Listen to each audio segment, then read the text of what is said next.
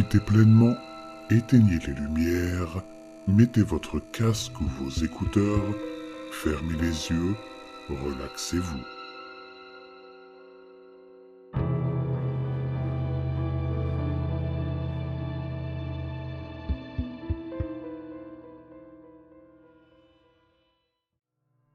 Lorsque j'ai commencé en tant que débutant, personne ne m'avait dit grand-chose sur le travail en termes de choses bizarres qui pouvaient se produire.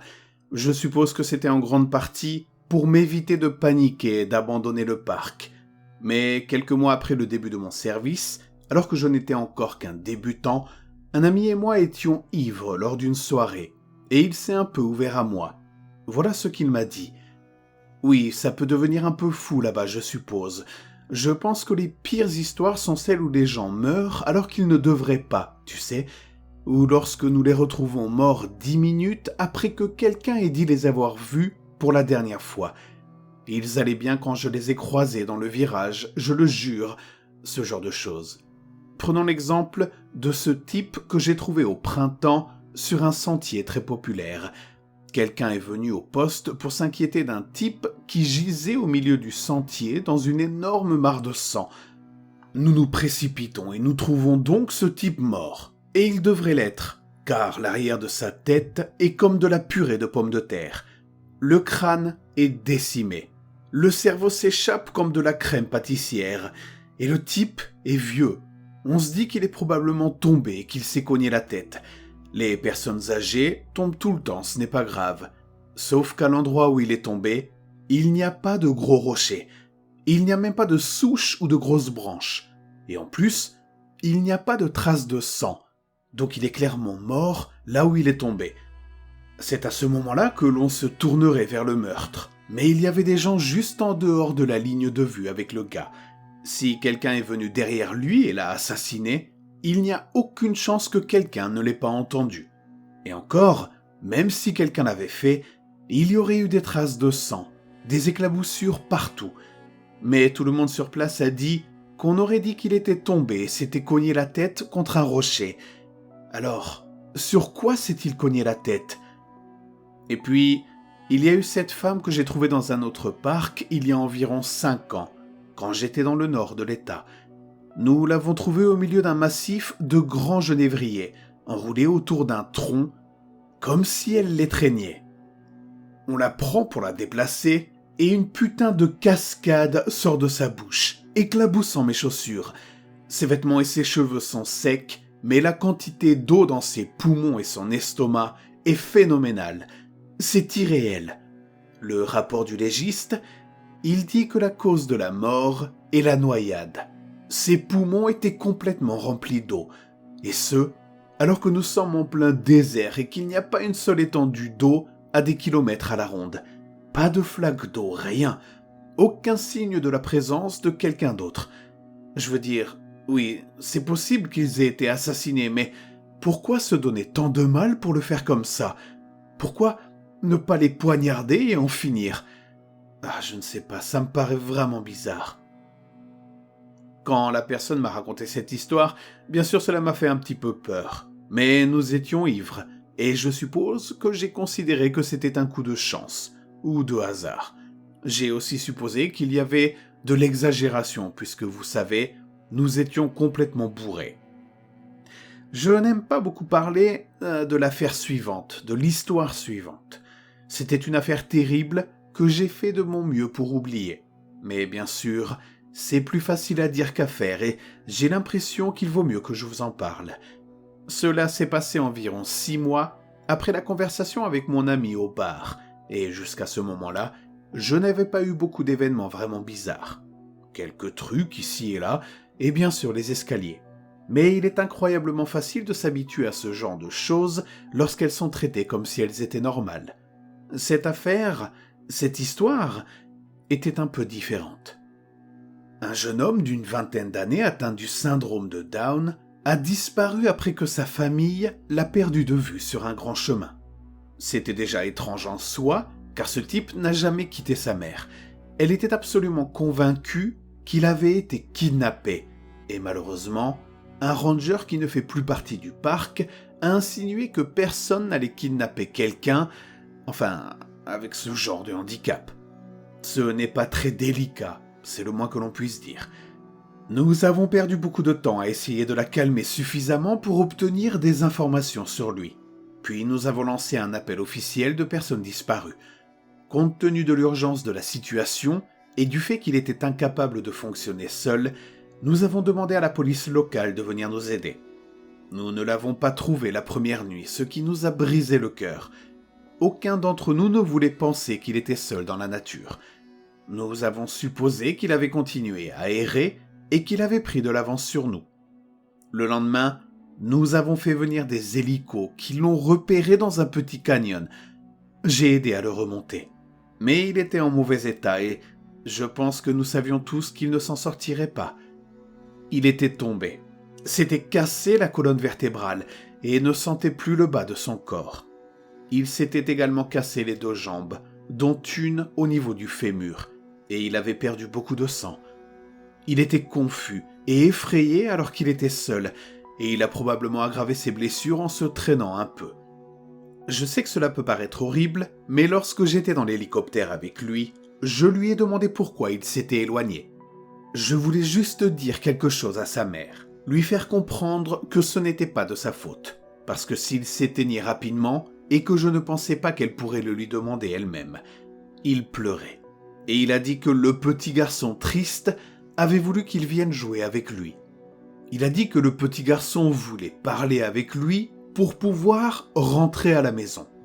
Puis, il a fermé les yeux et quand il s'est réveillé, il était dans le canyon. Je ne suis pas sûr que ce soit exactement ce qu'il a dit, mais c'est ce que je pensais être l'essentiel. Il a continué à pleurer, à demander où était sa maman. Je lui ai tenu la main et j'ai fait de mon mieux pour qu'il reste calme. Il faisait froid dehors. Il n'arrêtait pas de le dire. Il disait « Mes jambes sont gelées. Il fait froid dehors.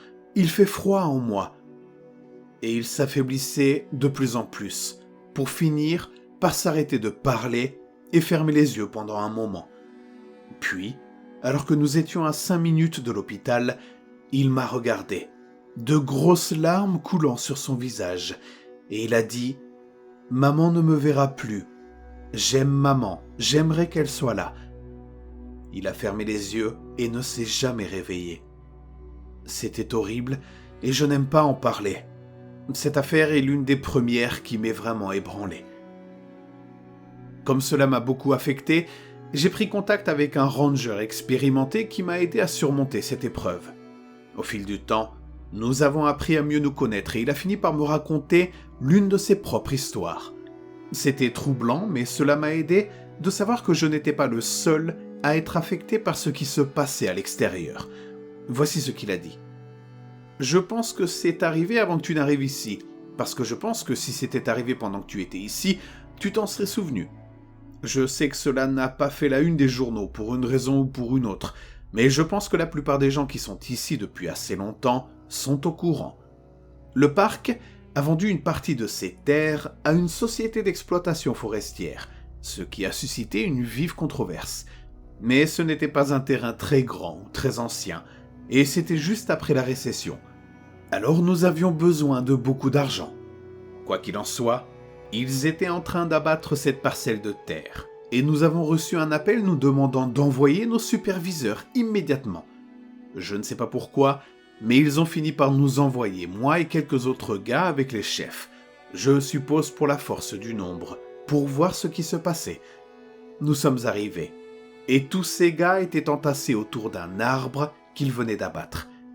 Ils sont tous énervés et paniqués, et le contremaître s'approche et dit qu'il veut savoir ce que nous pensons faire. Le contremaître dit « Qu'est-ce que c'est que ça? Est-ce une sorte de blague de malade? Vous avez un sacré culot de faire ça, on a acheté ce terrain à la loyale. » Nous ne savons pas de quoi il parle. Alors, il nous amène à cet arbre abattu et nous dit que lorsqu'ils l'ont coupé, il était comme ça, et qu'il serait damné s'il le mettait là.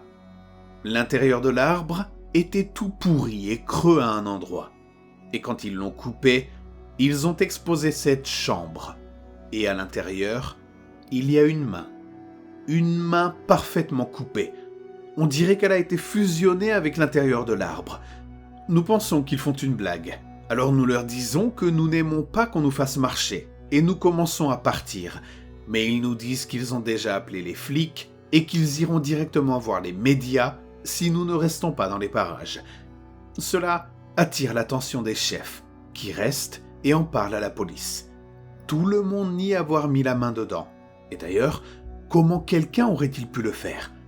C'est clairement une vraie main, mais elle n'est pas momifiée ou squelettique. Elle est toute neuve. Elle n'a probablement pas un jour de vie. Et elle est définitivement fusionnée avec le bois. Vous pouvez voir qu'elle en sort directement. Les bûcherons insistent sur le fait qu'ils ne l'ont pas mise là. D'une manière ou d'une autre, cette main humaine fraîche s'est retrouvée soudée à l'intérieur de cet arbre vivant. Les flics leur demandent de découper cette partie de l'arbre en morceaux mobiles. Ils enlèvent ensuite la main et la zone est fermée.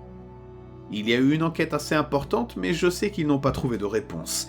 C'est devenu une légende, et pour autant que je sache, nous n'avons pas vendu d'autres terrains pour l'exploitation forestière. Laissez-moi vous parler d'une dernière histoire. Comme vous le savez tous, j'ai participé récemment à un séminaire de formation et j'y ai entendu des choses étonnantes et horribles. L'un des gars avec qui j'ai parlé pendant que j'étais là m'a raconté une histoire alors que nous étions tous autour du feu de camp un soir. Nous étions tous les deux ivres, pour ne pas changer, et voici l'histoire qu'il m'a racontée. Moi et un autre gars étions partis à la recherche d'un terrain parce que des campeurs avaient signalé des bruits de cris la nuit. Nous sommes donc partis à la recherche d'un putain de puma qui s'était aventuré dans la région. Et je suis furieux. Rien que cette année, 3 d'entre eux sont apparus dans les zones de camping et je commence à en avoir marre de devoir constamment m'en occuper. De plus, je ne les aime pas. Ils me font chier, ils sont bruyants et ils me font peur. Putain de chats de montagne. Des morceaux de merde, ouais. J'en parle au gars avec qui je suis et il trouve que c'est une vraie émeute. Nous voyons toutes ces branches cassées, ce qui ressemble à des tanières, et nous sommes presque sûrs de savoir où se trouve la bête. J'appelle, et ils me disent de confirmer si possible, ce qui signifie qu'ils veulent que vous marchiez dans un gros tas de merde et que vous utilisiez ça comme preuve. Je n'en vois aucune, alors je leur dis de se casser et que j'avais fini. On sait que cette saloperie est là quelque part, même si je ne marche pas dans sa merde ou dans sa bouche ou quoi que ce soit d'autre. Le gars avec qui je suis s'éloigne pour aller pisser ou autre chose, et je reste derrière à regarder ce petit terrier sous un arbre pour voir si un renard ou quelque chose d'autre n'y vit pas, parce que les renards, j'adore ça, ils sont mignons comme tout. Quoi qu'il en soit, je surveille cet arbre et je commence à entendre des craquements de branches qui viennent de la direction opposée à celle de mon partenaire. J'ai mon pistolet, mais on sait tous les deux qu'il ne servira à rien contre un gros chat. Mais je l'arme et je crie à mon partenaire de ramener son cul. Mais il est trop loin et il ne peut pas m'entendre. Je me lève et je vise l'endroit où la chose s'approche. Et je te jure que j'ai failli me pisser dessus. Ce type vient vers moi et il fait un saut périlleux dans les bois. Au lieu de marcher, il fait des putains de saltos arrière. Et je te jure devant Dieu qu'il a dégagé chaque putain de tronc et de buisson de son chemin. C'est comme s'il savait exactement où il allait. Je lui crie de s'arrêter là où il est, que je pointe mon arme sur lui, mais il continue d'avancer et j'ai perdu les pédales. J'ai tiré sur le sol devant lui et c'était une putain de chose stupide à faire, mais je ne voulais pas que ce type s'approche de moi. Quand j'ai tiré, il était à une 50aine de mètres de moi, et dès que le coup de feu est parti, il a fait un tour sur lui-même et s'est enfui en faisant un saut périlleux dans les bois. Mon partenaire a entendu le coup de feu, il est revenu en courant et m'a demandé ce qui se passait. Je lui ai dit qu'il y avait un putain de cinglé dans les bois qui avait peut-être mangé des champignons ou qui s'était échappé d'un cirque et qu'il fallait qu'on se tire de là. J'ai informé les flics de ce qui s'était passé et je n'ai pas eu d'ennui pour avoir tiré. Je ne sais pas ce qu'était ce mec, mais je n'avais jamais rien vu de tel auparavant. C'était complètement dingue. Je pense que nous sommes tous d'accord pour dire qu'il se passe des choses ici dans les bois, et même si je ne vais pas m'étendre sur ce que cela pourrait être, ou proposer des théories, ce que je veux que les gens retiennent de tout cela, c'est qu'il est sacrément important d'être en sécurité lorsque vous êtes dans la nature.